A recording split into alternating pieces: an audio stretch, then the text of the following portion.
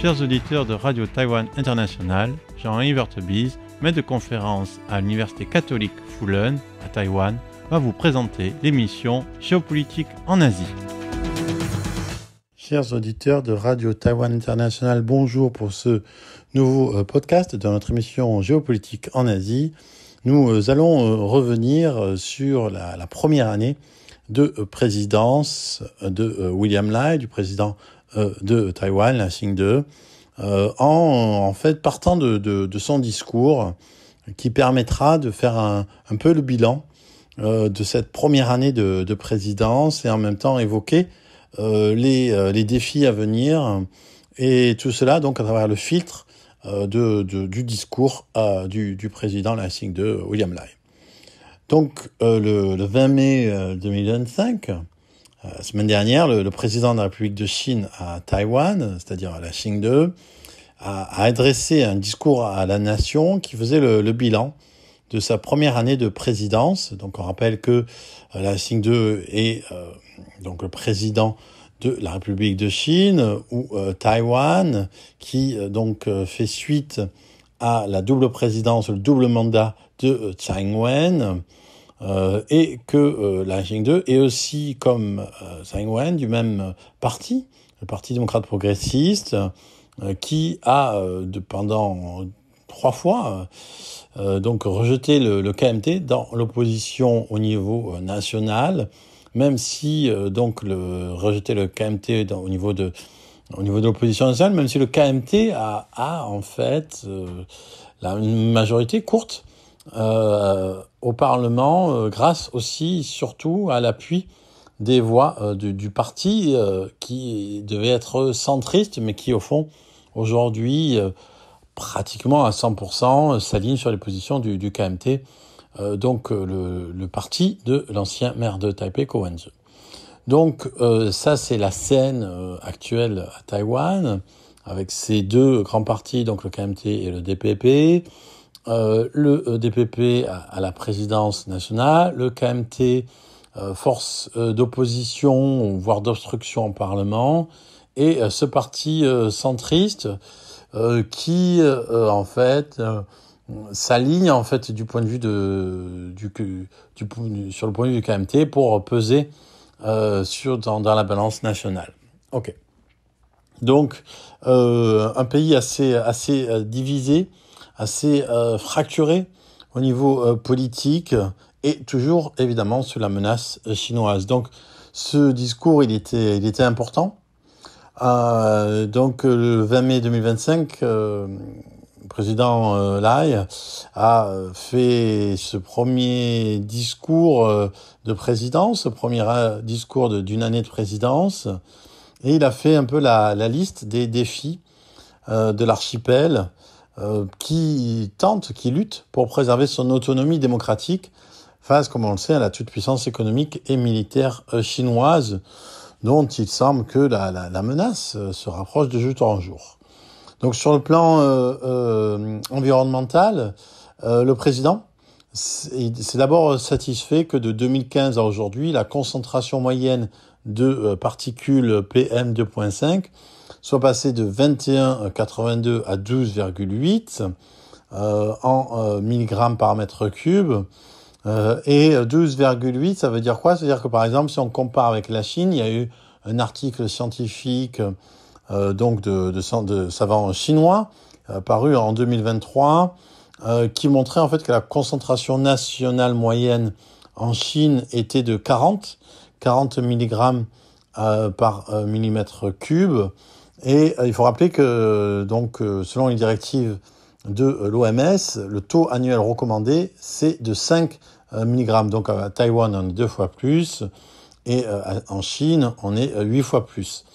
Donc ça, c'est un premier événement. Donc évidemment, un premier élément. Alors évidemment, c'est pas simplement la concentration de PM2.5 qu'on peut voir la santé environnementale d'un pays. Donc c'est un petit indicateur qui n'est pas peut-être le plus probant. Il y a aussi la santé évidemment de la biodiversité, la santé des rivières, etc. Donc, mais c'est le point que le président Lai a évoqué. Ensuite, il a évoqué aussi la notion de résilience sociale. Alors cette notion de résilience sociale, c'est une notion importante qui a fait le jour depuis en fait assez récemment en fait, depuis 2-3 ans, je veux dire à Taïwan dans ce sens qu'elle a aujourd'hui. Et cette notion de résilience sociale, elle est aussi conçue par des sociologues de Taïwan comme en fait un concept un peu clé et un peu chapeau qui regroupe deux choses différentes. Les enjeux, deux enjeux différents, les enjeux à la fois environnementaux et sécuritaires.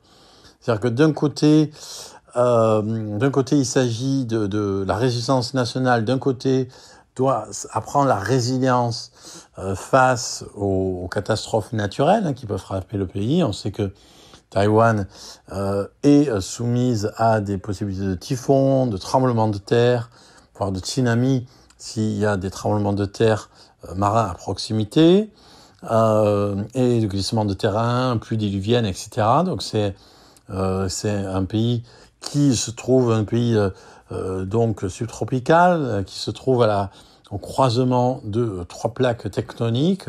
Donc il y a tout un ensemble de risques environnementaux, naturels, extrêmement, sans compter ceux qui sont induits par la marche du progrès eux-mêmes, mais des risques, on va dire, fondamentaux, comme par exemple les séismes.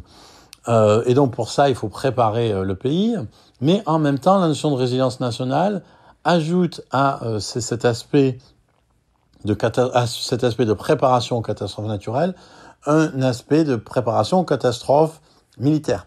C'est-à-dire qu'il faut à la fois former, éduquer et communiquer sur des menaces qui sont à la fois naturelles et militaires. Et donc il faut apprendre à la population à se tenir prête à cette double menace, qui est la menace d'un séisme ou d'un typhon, et la menace sur ses infrastructures, la menace donc ça peut être une menace cyber, ça peut être une menace balistique, ça peut être une menace de plusieurs natures différentes, une menace qui est venue de Chine essentiellement. Il n'y a pas d'autres pays qui menacent Taïwan. La plupart des pays alentours, sauf la Chine, ne sont pas dans une politique d'intimidation et de menace par rapport à Taïwan, ni le Japon, ni les Philippines. Donc, à la fois préserver, accompagner, préparer à la menace à la fois naturelle et donc chinoise, militaire, cyber, virtuelle. Sur ce point, le président Lai a évoqué des pistes d'amélioration. Donc il dit, nous travaillons activement, donc je cite, nous travaillons activement à renforcer la résilience de nos sociétés en matière de défense pour répondre aux menaces pesant sur la sécurité nationale et protéger notre mode de vie libre et démocratique. Donc on voit, il associe sécurité nationale et démocratie, puisque effectivement, ce que cherche à préserver Taïwan en tant que pays démocratique, c'est aussi sa démocratie. Donc il y a 150 milliards donc de NTD, donc de nouveaux dollars taïwanais, qui sont destinés à renforcer la résilience nationale. Mais comme on le sait ou on le rappelle, il y a des luttes en fait extrêmement féroces au sein du Parlement entre donc le parti d'opposition, le KMT, et le DPP, quant à l'allocation des fonds, notamment au niveau des dépenses militaires. Et là, Taïwan est entre plusieurs, on va dire, menaces ou intimidations ou contraintes. C'est-à-dire que d'un côté, il y a les États-Unis qui demandent à Taïwan d'augmenter de plus en plus, graduellement, 2, 5, 10% la part du PIB dans la défense publique, la part de la défense publique dans le PIB. Et de l'autre côté, il y a des partis d'opposition qui semblent de plus en plus soit s'aligner sur Pékin, soit avoir leurs propres objectifs en essayant de réduire ce montant alloué à la défense, sans doute, donc en argumentant que en fait le budget des défenses n'est nécessaire que si on est provocateur vis-à-vis de la Chine. On reviendra sur ça, en fait, dans la deuxième émission. Et donc, ces 150 milliards de NTD, d'où ils viennent? En fait, ils viennent de ce que, on finira sur ce point pour ce premier podcast, de ce que Taïwan est un des rares pays avec un excédent budgétaire. Un des rares pays au monde avec un excédent budgétaire de cette nature. Au cours de l'exercice 2024, Taïwan a enregistré un excédent budgétaire de 528,3 milliards de NTD et les recettes fiscales, elles ont atteint un niveau de 3761 milliards NTD. Et donc, une partie de cet excédent budgétaire, du fait de recettes fiscales optimisées, une partie de cet excédent budgétaire, et donc il est, comme le dit, dans ce 328 milliards, 410 milliards vont être utilisés dans des allocations budgétaires spéciales, non seulement pour soutenir les industries et stabiliser l'emploi, mais aussi renforcer l'économie, protéger les moyens de subsistance de la population, améliorer la résilience de la sécurité intérieure, on l'a évoqué, et garantir que les industries de Taïwan continuent de progresser régulièrement dans un contexte de changement de circonstances. Et effectivement, grand changement de circonstances, c'est la politique tarifaire de Trump qui vise aussi Taïwan.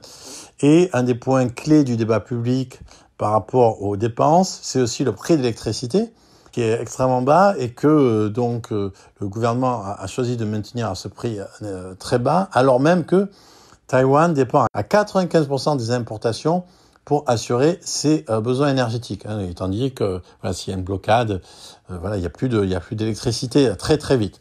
Et évidemment, pourquoi Taïwan a un tel besoin d'électricité? C'est parce que, en même temps, ce qui fait sa force et aussi sa faiblesse, c'est que Taïwan est une musique high-tech, et toute cette industrie high-tech, ça demande beaucoup d'eau, beaucoup d'électricité. Donc, cette industrie high-tech, c'est à la fois ce qui la protège, on peut dire, mais c'est aussi à la fois ce qui l'expose par la demande d'électricité que ça induit, et celle-ci vient majoritairement, en très très grande majorité, de l'extérieur. C'était Jean-Yves Vertebise dans son émission Géopolitique en Asie pour RTI.